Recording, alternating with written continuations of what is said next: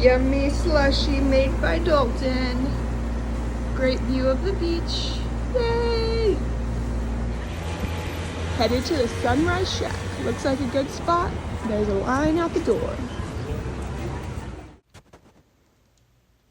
Coffee and 2 smoothie bowls. One of our beach days. Weather was warm. Wind was breezing. Water was also warm. I got a waterproof phone case that we got to use yesterday for snorkeling and then played around with it today.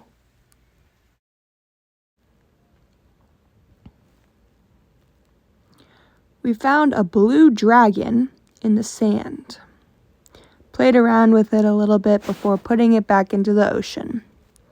We found out that they're poisonous, but we're all good. Got some jewelry, handmade. Going to dinner.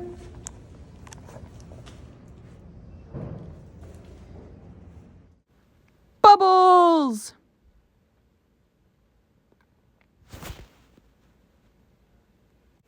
I had some yummy marinated pork and Dalton had some fish tacos.